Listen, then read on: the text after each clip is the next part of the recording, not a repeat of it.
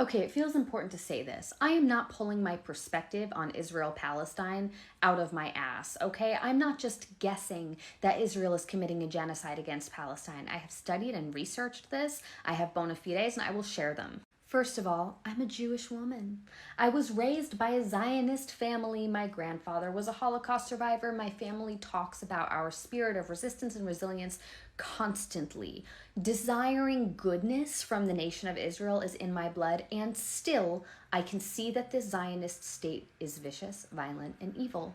If someone who is raised by a Zionist family, by people who believe that Israel has the right to exist and that it is our salvation, if I can overcome my pro-Israel bias and learn about this conflict, so can you. And frankly, I should not be calling it a conflict, it's a genocide. So when I was in college, around 2012, 2013, a bunch of my friends and loved ones started going on birthright trips. And I knew enough then to ask the question when they got back from their birthright trips, what about Palestine?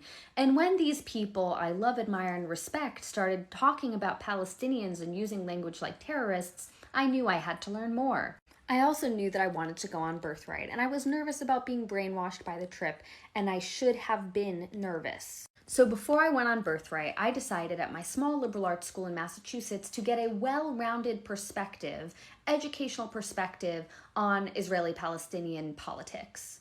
I took 4 courses: Suffering and Evil in the Jewish Tradition, the Jewish Experience, Middle East Politics, and Arab-Israeli Conflict. I also took international and comparative politics courses that often brought up Israel and Palestine in comparisons to, for example, apartheid South Africa. And by the time I finished my ample coursework on the subject before I went on birthright, I was already pro-Palestine. Because once you are in the literature, once you are in the research, not the media stories about this, not the pro-Zionist rigmarole on CNN and MSNBC, once you are in the literature and the data, this isn't a debate. This isn't a question. People talk about Israel-Palestine like it is incredibly complicated, and I reject that premise. It is not. We know that anti-Semitism exists globally, right? We know that Jews are not the most beloved population in the world. We know that Britain has a colonial history and they have taken on colonial projects even through the 20th and 21st centuries.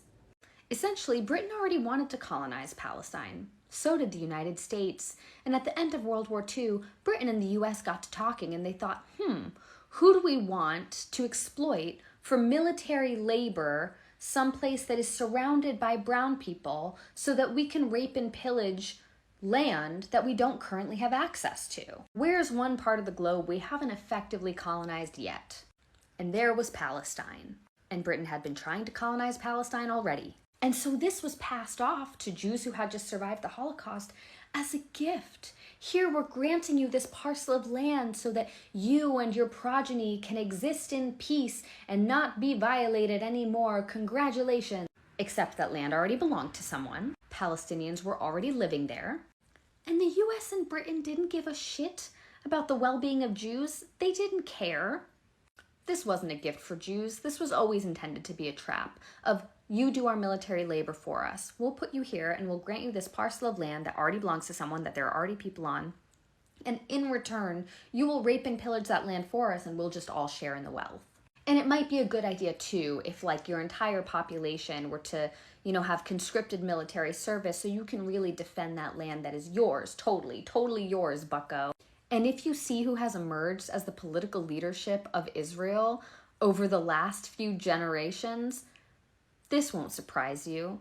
This insidiousness will not surprise you. This is how you get Benjamin Netanyahu, someone who absolutely agrees to the premise of Israel as a Zionist ethno-nationalist state, who says, we are here for one thing and one thing only, is to garner as much wealth from this earth that we have, as much tourist property from this plot of land, convert it to dollars, and build up a military so mighty, a military apparatus so great that we wind up producing the world's weaponry.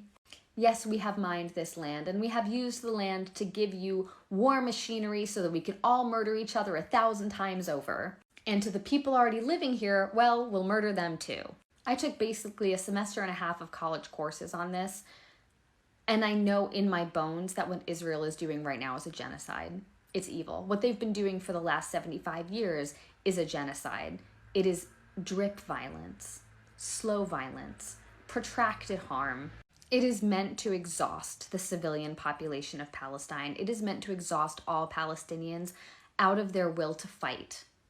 And all the benefit, the wealth garnered from that land goes to the primary stakeholders, not the Palestinian people to whom the land originally belonged.